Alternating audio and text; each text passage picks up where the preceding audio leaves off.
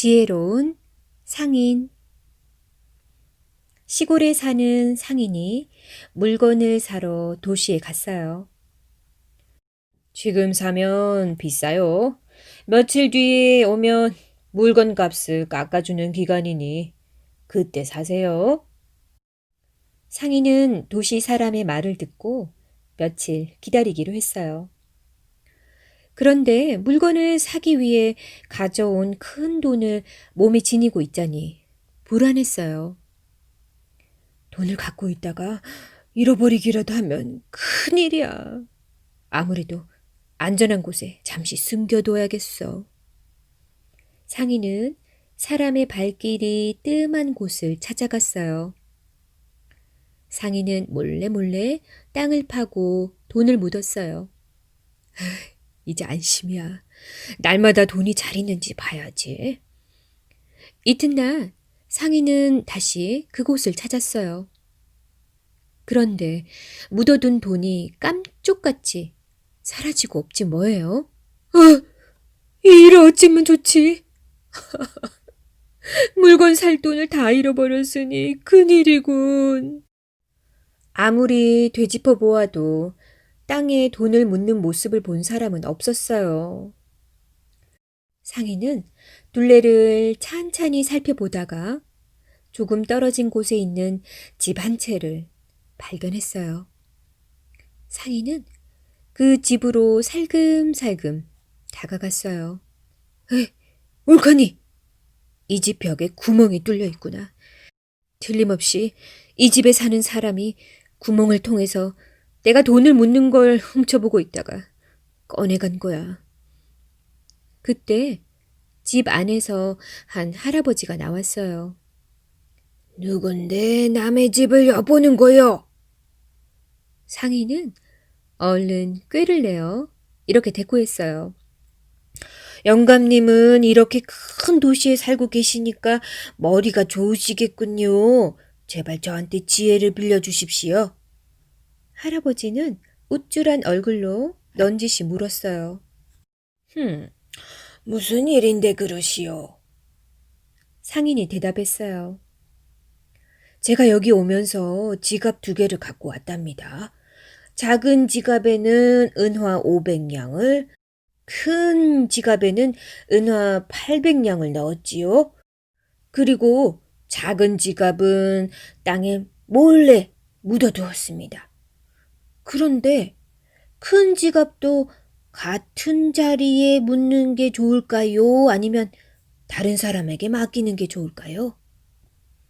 그러자 할아버지가 눈을 번뜩이며 대답했어요.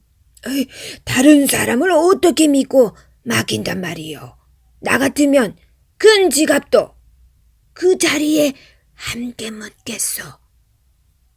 상인은 짐짓 고맙다고 인사하고 발길을 돌렸어요. 욕심꾸러기 할아버지는 생각했어요. 이게 웬 떡이냐? 이럴 때가 아니지. 얼른 가서 작은 지갑을 도로 묻어놓고 와야지. 작은 지갑이 없어진 걸 알면 큰 지갑도 안 묻을 테니까 말이야. 할아버지는 훔친 지갑을 허둥지둥 다시 묻었어요. 상인은 멀리서 그 모습을 지켜보다가 할아버지가 돌아가자 유유히 지갑을 꺼내 갔답니다. 진정한 부자. 드넓은 바다 위에 배 한 척이 지나가고 있었어요. 배에 탄 손님은 대부분 상인들로 너나 없이 큰 부자들이었어요. 상인들은 서로 자기 물건을 들먹이며 앞다투어 자랑을 늘어놓았지요. 난 좋은 향신료를 팔러 가는 길이라오. 나는 귀한 도자기를 팔고요. 누구나 한번 보면 돈 아까운 줄 모르고 사게 되는 물건이지요. 상인들 사이에는 허름한 옷차림에 학자 한 사람이 끼어 있었어요. 상인 가운데 하나가 학자에게 물었어요. 당신은 무슨 물건을 팔러 가시오? 그러자 학자가 대답했어요. 제가 파는 물건은 세상에서 가장 훌륭한 것이죠. 그런데 여기서는 보여줄 수가 없군요. 부자 상인들은 도대체 어떤 물건인지 궁금했어요. 그래서 학자가 잠든 사이에 몰래 짐을 열어보았죠. 이게 뭐야? 순 빈털털이잖아. 학자의 짐꾸러미에는 감 나가는 물건이 하나도 없었어요. 상인들은 코웃음을 치며 생각했어요. 가난한 허풍쟁이가 틀림없군. 팔 물건이 없으면 없다고 할 것이지. 거짓말을 할 건 뭐야? 그런데 목적지를 코앞에 두고 세찬 폭풍 후에 배가 뒤집히고 말았어요. 사람 살려! 사람 살려! 모두 허우적거리며 소리쳤어요.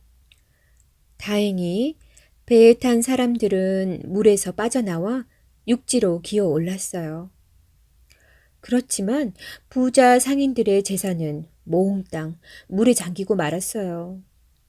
눈 깜짝할 사이에 가진 걸 모두 잃어버린 거예요. 하지만 학자는 달랐어요.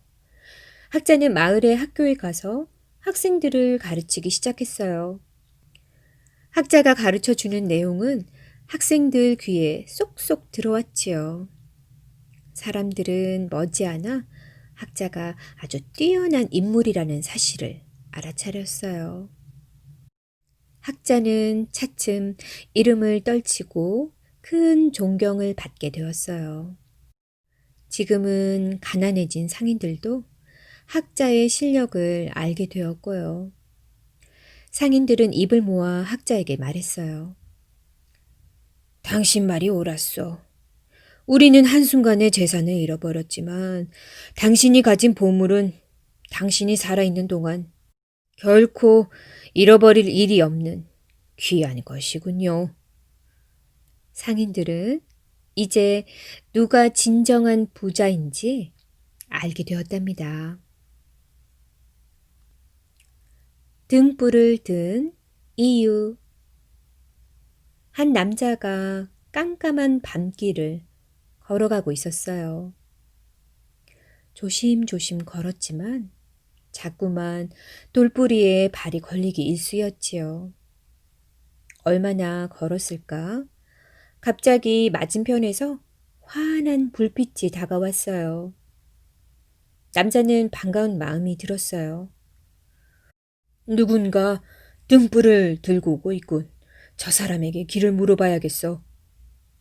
그런데 막상 등불을 들고 나타난 사람을 본 남자는 고개를 갸웃했어요. 한 손에 등불을 든 사람이 또 다른 손에 지팡이를 쥔 채 더듬더듬 길을 걷고 있었기 때문이에요. 그 사람은 눈이 보이지 않는 사람이었어요. 남자는 그 사람을 지켜보다가 물었어요. 실례지만 당신은 앞을 못 보는 분인데 등불은 왜 들고 다니십니까? 눈이 보이지 않으면 등불이 있어도 도움이 되지 않을 텐데요. 그러자 그 사람은 빙그레 웃으며 대답했어요. 맞는 말씀입니다. 나에게는 등불이 소용없지요. 그렇지만 밤길에 등불을 들고 다니면 사람들은 내가 걷고 있다는 걸 알게 될 테지요. 그러면 눈이 보이지 않는 나와 어둠 속에서 부딪힐 염려가 없을 거예요. 이 등불은 내가 아니라 다른 사람들을 위해 들고 다니는 것이랍니다. 남자는 그제야 그의 깊은 마음을 헤아리며 고개를 끄덕였어요. 막내 마술 사과. 어느 시골 마을에 세상에 둘도 없는 보물을 한 가지씩 가지고 있는 3형제가 살았어요. 마지는 천리박도 볼 수 있는 망원경, 둘째는 하늘을 나는 양탄자, 그리고 막내는 어떤 병도 고치는 마술 사과를 가지고 있었답니다. 한편 그 나라의 왕에게는 근심이 하나 있었어요. 하나밖에 없는 공주가 큰 병에 걸린 거예요. 슬픔에 잠긴 왕은 궁궐 밖에 벽보를 붙였어요. 내 딸의 병을 고치는 사람을 사위로 삼고 다음 왕위를 물려주겠노라. 어느 날 삼형제 가운데 마지가 망원경으로 벽보를 보고 형제들에게 말했어요. 우리가 힘을 모아 공주님의 병을 꼭 고쳐드리자. 그러자 둘째가 맞장구 쳤어요. 그래, 그럼 내 마법의 양탄자를 타고 궁궐까지 날아가면 되겠네. 삼형제는 마법의 양탄자를 타고 눈 깜짝할 사이에 궁궐에 도착했어요. 임금님, 제 마술 사과를 공주님께 먹이면 병이 나을 것입니다. 막내가 임금님에게 사과를 내밀었어요. 마술 사과를 먹은 공주는 정말 씻은 듯이 나았어요. 왕은 몹시 기뻐하며 큰 소리로 명령했어요. 기특한 삼형제를 위해 잔치를 베풀도록 하라. 그리고 셋 중에 하나를 내 사위로 삼겠노라. 그런데 왕에겐 또 다른 고민거리가 생겼어요. 삼형제 가운데 누구를 사위로 삼느냐는 것이었지요. 마지가 먼저 나서서 말했어요. 임금님, 만약 제가 망원경으로 벽보를 보지 못했다면 공주님이 병에 걸린 것을 몰랐을 겁니다. 그러니 저를 골라주십시오. 그건 그렇지. 맞는 말일세. 이번에는 둘째가 나섰어요. 임금님, 만일 저한테 마법의 양탄자가 없었다면 이렇게 멀리 날아올 수 없었을 겁니다. 그러니 제가 사위가 되어야 합니다. 왕은 이번에도 고개를 끄덕였어요. 그러자 막내가 왕 앞에 고개를 조아렸어요. 임금님, 만일 제 마술 사과가 아니었다면 공주님의 병을 낫게 할 수 없었을 겁니다. 삼형제의 말이 모두 끝나자 곰곰이 생각하던 왕이 무릎을 탁 쳤어요. 옳거니, 내 사위로 삼을 사람은 바로 막내니라. 왕은 막내를 선택한 이유를 알려주었어요. 마지와 둘째는 망원경과 양탄자를 아직도 그대로 가지고 있네. 하지만 막내의 사과는 공주가 먹어서 없어져 버렸지. 공주에게 자기가 가진 보물을 전부 아낌없이 준 것이네. 그래서 막내를 선택한 것일세. 마지와 둘째는 고개를 끄덕이며 동생을 축하해 주었어요. 온 나라에 행복한 결혼식을 알리는 나팔 소리가 울려 퍼졌답니다.